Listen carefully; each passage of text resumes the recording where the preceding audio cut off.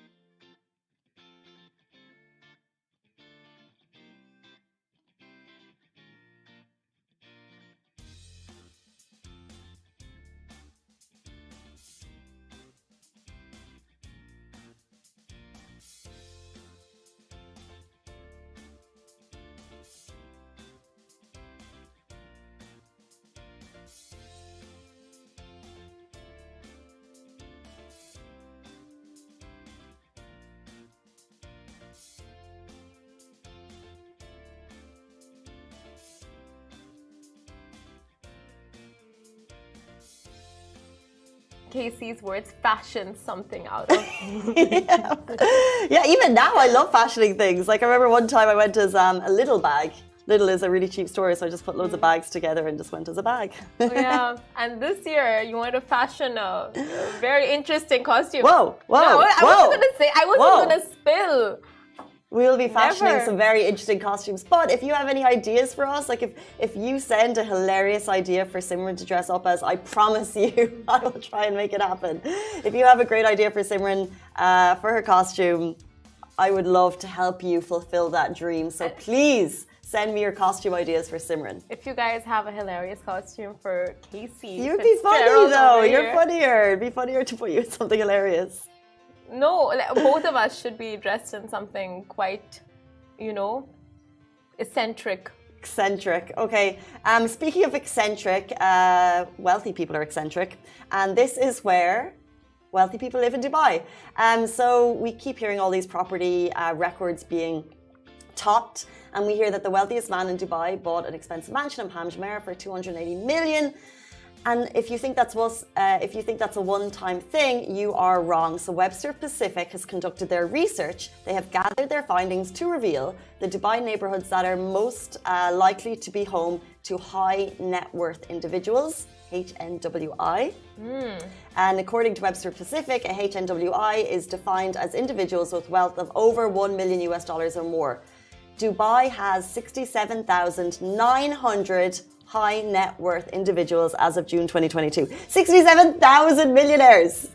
It's making me tear up. I feel like they're in our vicinity, around us, one of us. It's got to be one in the office. They're just keeping it quiet. You think? Probably. You? It's not me. The boss? No. Not the boss. Then who? Someone's quiet about it. Chai. Chai's probably. Chai. Where does Chai live? Where does Chai live? Need to find that out. So no, just kidding. Just kidding. If his parents are watching, I'm not a Chai stalker. But the top 5 residential areas with the most millionaires are Jumeirah, Al Barsha, Arabian Ranches, Al Thania, and Siqim. So there are 67,900 high net worth individuals in Dubai as of June 2022, like Casey said. And it looks like 8,685 live in Jumeirah. And Al Barsha has 8,155. Arabian Ranches has 3,728. And Al Thania has 3,542. And Al Siqim has 2,960. So we do know people living in Arabian Ranches. We know people living in Siqim. We know people living in Jumeirah. We know the whole lot. So I think we have more than one. It helps us zone in on the potential for millionaireness.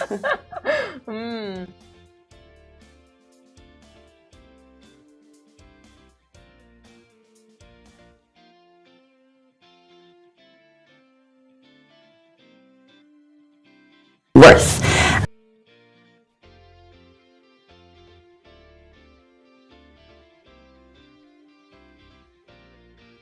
Golf clubs in the area, equestrian facilities, the schools, and their seclusion and privacy. So this is a report. I think it's mind-boggling how they could, I guess, figure this out. You know, do they go door to door? Is it a census type thing? But there you have it, the 5 neighborhoods that are most likely and that are surveyed to have the most millionaires in Dubai. The 67,900 number of millionaires living in Dubai, that's surprising. That's shocking. It's so many.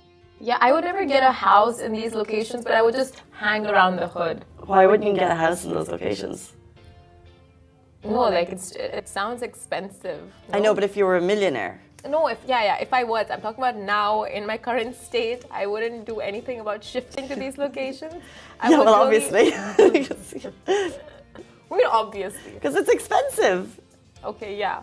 So I would consciously make an effort to make plans in these neighborhoods. Yeah. So next time I want to get a coffee, Arabian Ranches. Why? Why? Yeah. Just in case I bump into a millionaire, woo him with my charms, go like... Is that what this is about? What? You wooing a millionaire? No, I'm just kidding. I would... And is that how you would do it? Does that work? No. How would you woo a millionaire? I wouldn't woo. I don't think I could woo. I don't think wooing is in my repertoire. I feel like we talk about these things, but we'll never actually go ahead and, like... You could be going to, establish connections. Yeah. Maybe you have a business plan and potentially you're looking for an investor. Yes. So that might be another reason to find millionaires. Yeah. Because maybe they want to invest in our cool idea. Yeah. Lovin Dubai Dogecoin. Anyway. Guys, we'll move on to our next story. So, 3 men get caught for forged Schengen visas at Dubai airport. So, an incident that took place at Dubai airport saw 3 Arab tourists being sentenced to a month in prison for attempting to travel with a counterfeit Schengen visa to a European country from Dubai. So the 2 men were arrested by a civil aviation employee who discovered the forgery and barred the men from proceeding to the security check-in. And according to local news platforms, the 2 individuals were then referred to public prosecution and the criminal court, along with a 3rd person who helped them in the execution of the crime. Reports claim that the 2 defendants paid 25,000 dirham each to the third accused to obtain the visa and denied any and all awareness of the visa fraud. So the defendants explained that they each paid the equivalent of 25k in their currency from their countries to obtain the 2 visas from an unknown person who convinced them to come to the UAE, transfer power of attorney to him so that he could make them the visa, and then travel onward to Europe. So both travelers explained how they were received in Dubai by the third accused in the case, and both were placed in hotels where the third culprit took their passport and brought it back to them with the visa stamped a day before the scheduled travel date. And reports reveal that the third accused also denied knowledge of the forgery, as he claimed to have arrived in Dubai on a visit visa and then followed instructions given by a friend,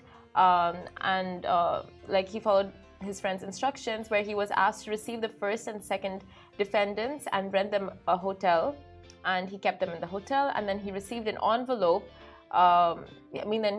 He asked them for their passports, and he did the whole thing, and he gave it back to them. But the thing is, he didn't know that it was a forged Schengen visa.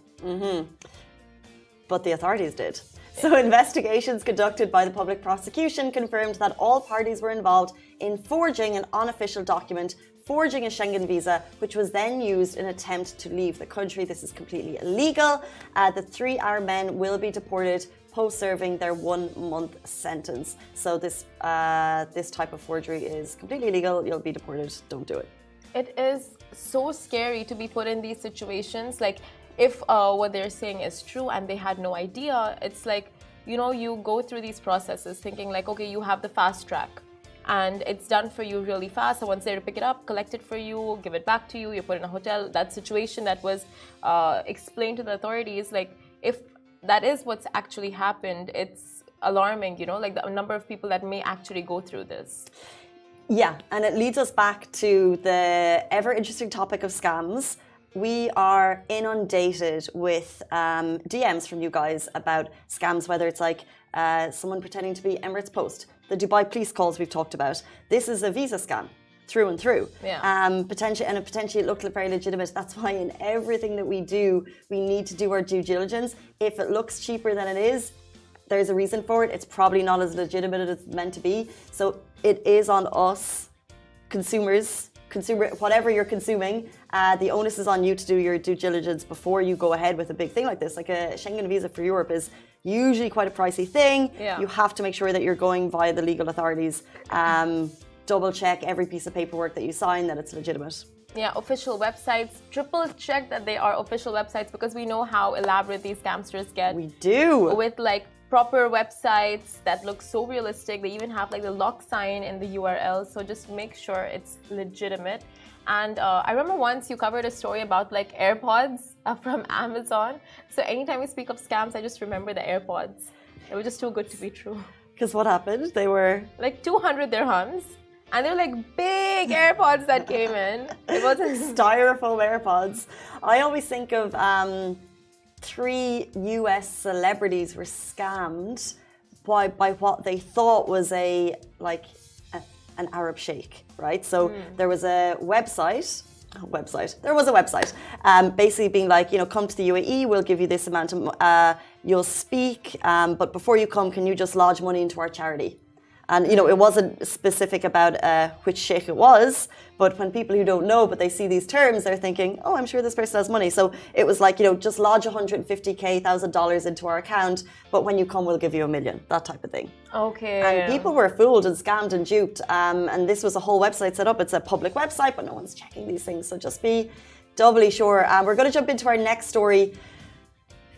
More foils. More foils.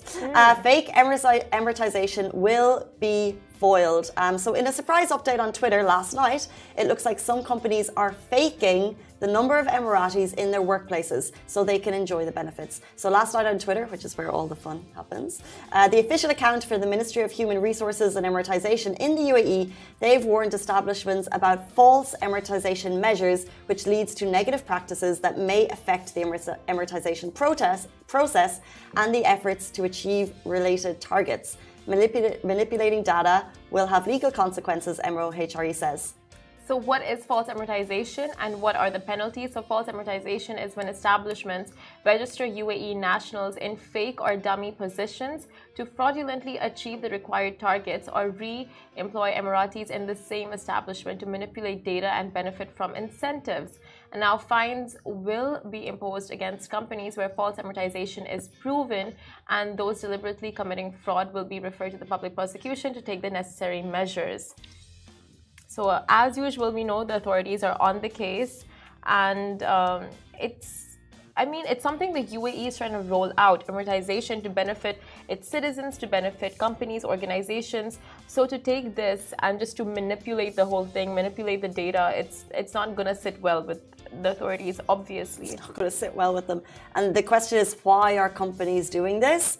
In case you're unaware, a little bit of a backstory, there's incentives to achieve amortization targets by 2022. So if you're in a company with more than 50 employees in your company, by the end of 2022, 2% of the skilled jobs should be with Emiratis.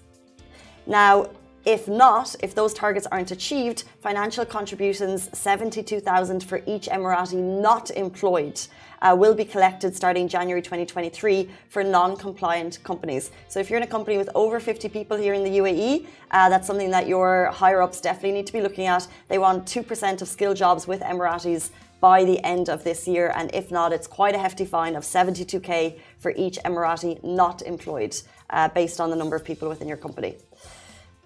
So they're giving the warnings now that the fake amortization will be foiled. You will not enjoy there will be no benefits for amortization. And it looks like from these tweets that there's different measures that people are going through to fake it.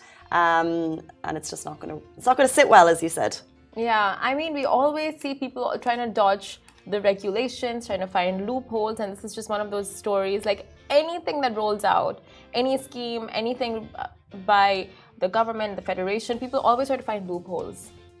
And this is just one of those stories. This is just one of those stories. And this is kind of a timely reminder, because where are we now? October at some date. We're heading towards the end of the year. So this is the timely reminder companies need that these rules and regulations will be in place at the end of this year. January 2023 is when the fines will begin to roll out. Exactly. Now, this story is so exciting because this is one of our favorite hotels in Dubai. So the ultimate family brunch awaits you at the Meydan Hotel. So one of Dubai's most recognizable hotels has just launched its brand new family brunch, and it's screaming elegant and chic dining. Meydan Hotel is coming in strong with this new brunch, serving everything you can think of, from their signature live cooking stations, a generous selection of seafood, a live barbecue station, mixed grill selections, Italian pasta, Spanish tacos, and much, much, much more. So there's a huge spread, but also the brunch is putting an emphasis on family bonding time, and they've even dedicated a fun land corner for the kiddies, specially curated, so they have the best time. There's going to be face painting, arts and crafts, superheroes, the whole lot. And the brunch is situated to where you will be surrounded by the famous Meydan racecourse in all of its lush greenery, and both options of indoor and outdoor seating will be provided to you as well. And the brunch starts on October 22nd with prices starting at 249 dirhams. And speaking of Halloween, which we're talking about in the beginning of the show, if you guys are looking for what to do on the Halloween weekend, you can head down to the Meydan Hotel, where they'll be hosting a Halloween-themed brunch. And it's a very spookishly delicious gastronomical adventure, and you can dress up for a frightfully good time with the whole family at Ferris. And of course, the brunch will take place on Saturday, October 29th from 1 p.m. to 4 p.m. and the brunch will be Halloween themed. That's so much fun. It's going to go down at Farrier's. By the way, just for a family looking for a brunch, we've been down here a number of times. It's spacious. So they've got like multiple rooms, so there's a lot of space. If you're bringing young ones, I know it's tricky. My sister, when you bring the kids out, it's like, will there be space? I don't want to be upsetting other people. But they have so much going on that it's action-packed for the kids for the whole few hours. You can kind of sit back and relax a little bit, parents. And the fact that there's heaps of space for the kids to just like live their best lives. The only issue will be when they want to leave. Oh no, you just know kids, and when they have fun, they don't want to leave. Exactly. When they don't want to leave, that's what I mean. Yeah, they just grab onto your legs and like, no, we're not leaving, we're not leaving. But I'm sure it's gonna be one of those. And they really like when they had their 90s themed brunch, they really go all out with the themes. Yeah, to ensure like all the decorations, from the decorations to the food to the like the staff wearing their costumes, like everything is so thought of and well executed and just like themed that you will enjoy it. You know you'll enjoy it. And all of the details are also on Lovin Dubai for the family brunch. Now, stay tuned. We're going to be joined by the CEO and co-founder of Hala Insurance, and we're going to talk about why Hala Insurance has the ultimate no blah blah approach right after this.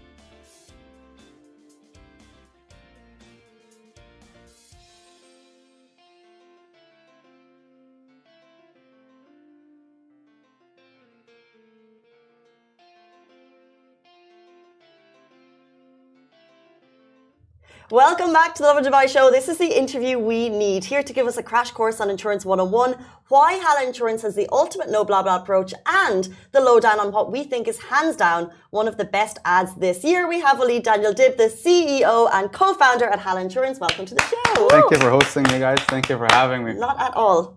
Welcome, welcome. So, Hala Car Insurance, I have a bone to pick with you. Let's go. Okay, so I'm ready. it's messed up, honestly. So when I was young and I crashed my car, I didn't crash it, someone else crashed it. I didn't get the insurance because I was below 21. So tell us these rules. What are There's way too many of these rules. So, for example, in some places or some insurance companies would unfortunately judge you based on nationality as well.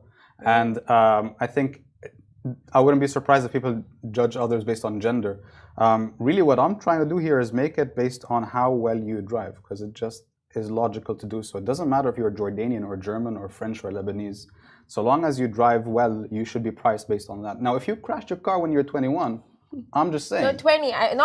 It wasn't me who crashed. So you didn't crash.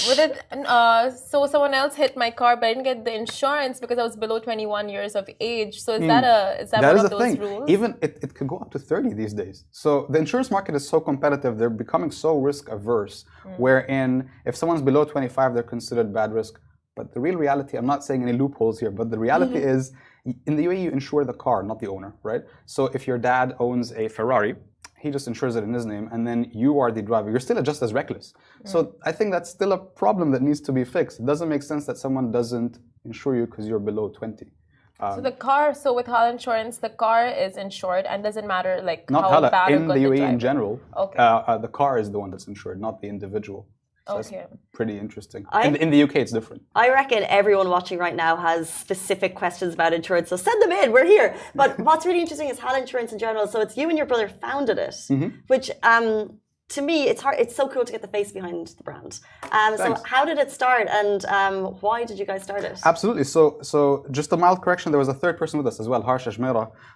So my brother and I had an argument in the kitchen a long time ago, about 4 years ago, about insurance. My background is insurance. My brother is not. I don't think anybody watching this, or even myself, nobody really studies to go into insurance. You just end up there, right? And you don't know how you ended up there.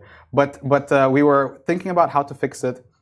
We then went online and we met Harsh on the internet 4 years ago, and we said, "Listen, man, can you come to the UAE? We'll work together." And he became our CTO. Then from there, Hala progressed into, listen, insurance is really, really an unsexy proposition here. I mean, telcos put aside, banks put aside. This is the most. You don't look forward to pay your insurance. I don't think so. You don't wake up and go like, "Oh man, I can't wait to pay my insurance." And I'm not here to make it sexy. I'm here to make it convenient and life admin. I want to take out the blah blah from it. I want to remove all of the mess and just give your insurance peace of mind, Netflix for peace of mind if I can, and then you guys just, I'm going to outsource your words. I'm going to keep them with me.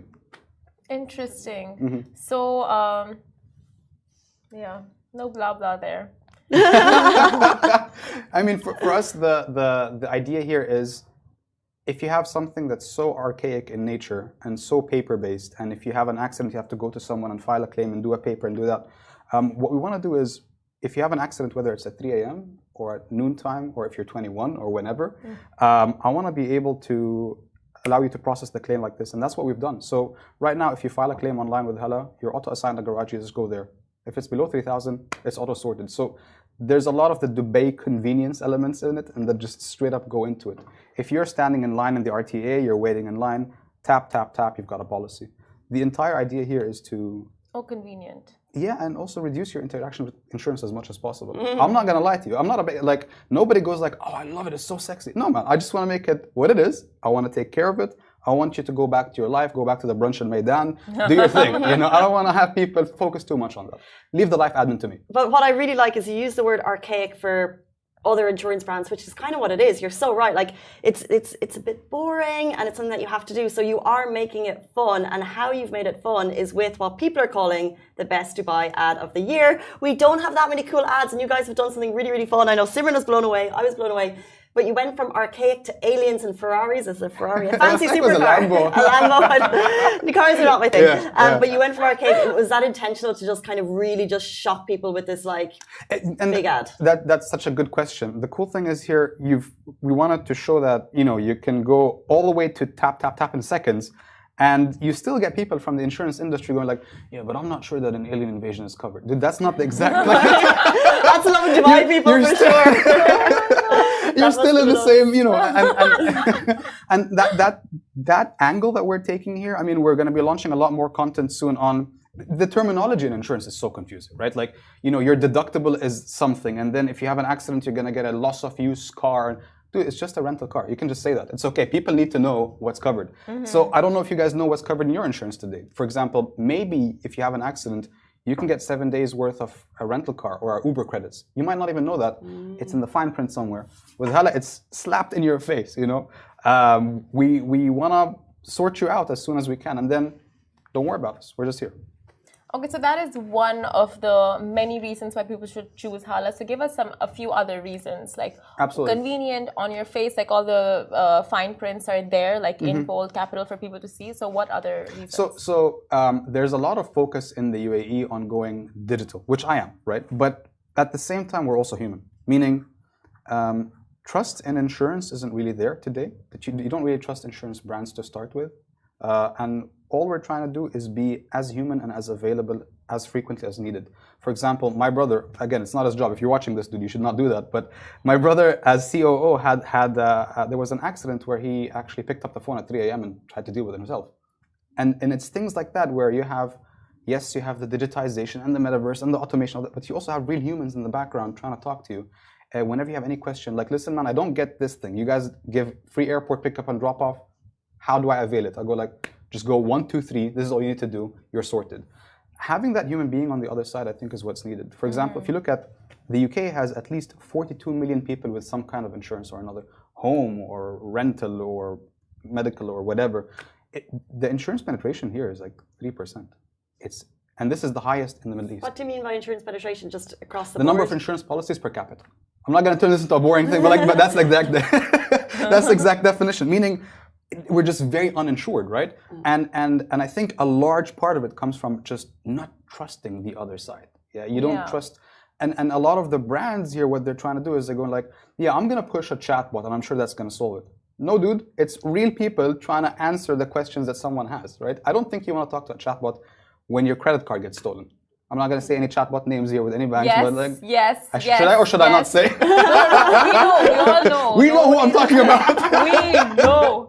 Yeah, so with Hala, it's the opposite of that. I want to have the digital convenience, but it's not my main thing. My main thing is, you consider Zomato, I'm not doing an ad, but like delivery apps, you don't think of it as the digital way to get food. No, it's food at my doorstep when I have a party, right? Hala is a guy that's there for you when you have a car accident. That's what I want to be. A guy that's there for you when your home catches, God forbid, catches on fire, or there's a water leakage, or your kid messed up stuff. So water leakages, dude, we cover them. Like all these things with home insurance, the people don't know that the cost of home insurance is as cheap as 200 and something dirhams. That's one of the branches that people go to, right? And I can cover anything within the UAE and abroad. Of course, there is some fine print, but in general, the covers are immense. This is amazing what you're trying to do, and we love it because you've sold me, by the way. Because you've made it easy, and like I only became a driver recently, and I got my insurance, and I had to fish around because my car was too old, by the way. So we'll talk after. But we'll sort you out. But there's it's interesting that you introed with the story that happened to you, because we all have our stories, and you must get some funny stories. Like you must get some interesting stories in the backlog. Like what's going on with people's insurance? What do we need to know? Oh no, there's way too many stories. For example, it's pretty often that someone, let's talk about home insurance, for example. Someone purposefully damages equipment, and it's so obvious. And I'm trying my best to, like, we want to be as helpful as possible. At the end of the day, your business. If you look at other examples would be. Sorry, people are purposely damaging, and how do you figure that out? So in a previous life, right before this one, my job was to investigate large-scale accidents. So I used to, like the address fire, I investigated a part of that. Torch fire twice, a few other buildings. And my job as an investigator was to look into the fine print or the details of what is covered, what's not, and also to tell if a customer is being legitimate or not. There's a whole story about a wedding ring that was actually fraudulent, which is completely not for here, but it is insane the level of depth that people can go into to commit fraud. But putting that aside, insurance horror stories from the other side. Case in point for me, I left my old insurance company that I was with when I made my own, which makes sense because I wanted to, and to do that, I wanted to get a no-claim certificate. Dude, you had to go there, you had to wait in line, print the paper, have the guy stamp it, pay for that. Like it didn't make, nothing made sense there, right? Nothing made sense. All I do now with Hala is, if you want to leave us, good dude, here's your no-claim certificate, have a good time. We're here if you want us. But you know what I'm saying? It has to be as convenient as possible. In fact, one of the earliest features we built was how to cancel a Hala policy. That's how confident in what we have is. And if you want to leave, I'm going to make that an awesome journey for you as well. Goodbye. Right now, try canceling your telephone connection. Dude, it's not going to be... Even having a conversation with them for help is just a nightmare. So you're doing all of this. Can you give us a little, like, what's going on in the future? Here's a little teaser. So right now, we cover home and contents. So like I cover anything from a wedding ring to a mobile phone to a bike to a car.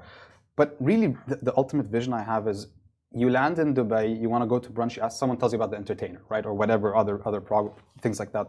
I want it to be the case that when you land here, someone goes like, dude, I don't know what to do to protect my stuff. And they go like, listen, your kid's education, your car, your jewelry, if you have an accident, whatever, all into some kind of Netflix-like package on a monthly basis. That's the future I see for Hala. Lifestyle insurance. And it should be very affordable and it should be very usable and asking as few invasive questions as possible. I don't need to know, well, I might need to know how old you are, but beyond that, I need to be very careful with the questions I ask. Because the future is like, if you look at millennials and Gen Z people and whatever the next generation is called, privacy is so important. And surely there's a way to achieve insuring people without knowing what you had for breakfast yesterday. And why is nationality relevant to my driving skills? You know what I mean? Why? I don't know. Well, no, because if they ask, these specific questions, you can ask, why are these relevant? Yeah, so there is an assumption, unfortunately, that in the insurance ecosystem or with some insurers that nationality deserves loading in prices because certain nationalities are worse drivers. Now, that I think the logic here is to get a license in some countries is easier than to get a license in other countries. Where, like here, I think if you're English, you can just immediately convert your license. Whereas if you're from Jordan, you have to do the test and all of these things. But I'm saying, dude, if I did the test, I'm good to go. If I pass my test, khalas, we should be at the same level. So we want to have that kind of equality going on. That should be there, like, That should be the default, right? It's 2022. Exactly, yeah. I think you guys are shocked. Like, dude, what? Yeah, it should go without saying. So it's surprising that that's even a thing with some insurance companies, like basing off nationalities and genders, messed up. But I want to ask, how has selling an insurance changed in the last couple of years? Because before it was like call people up, really sell the insurance, like, are you, interested, and like get hung up on. So now, how do you see it changing? Yeah, and look, even in this interview, I'm trying my best not to come off as a door-to-door insurance salesman, right? Like when, hey, home insurance covers all these things. But the reality is that with COVID and with digitization in general, self-service is becoming a thing. It's still not there 100%. Like with Hala, we're seeing when we look at the funnel of people going through. I love watching how people click through the product, but today, I think we're still halfway through to people being fully digitally native. Even if you were born in the UAE and you're like Gen Z and you're fully digital, today you might know a guy whose uncle's father's friend sells you a policy and that's how you get it. We're still shifting to that place where you might trust insurance enough to buy it online without having questions. Case in point, a lot of the things I'm still seeing is even if someone files a claim, they have an accident, they file it online, the system is perfect, they still call. Okay, did you guys get it? Yeah. I think people have been in so many abusive, toxic relationships, and now they're like, do I still trust you guys? Yeah, so there's a trust building element, which if you looked at the ad with the alien, all these things, the one guy is super freaked out and the other guy is calm, and I really wonder where the alien went. But yeah, that's how it is with Hala. That is all we have time for. But what you guys are doing is super cool. We cannot wait to follow the journey. Hala Insurance. Insurance is important and they are making it accessible to everyone. So thank you so much for your time. That was the co-founder and CEO at Hala Insurance, Waleed Daniel Dib. Thank you so much. Thank you for having me. Guys, that is it for us on the Lovin Dubai show. We'll see you tomorrow morning. It's going to be Friday. Yay. Goodbye from me. Goodbye from me. Bye-bye.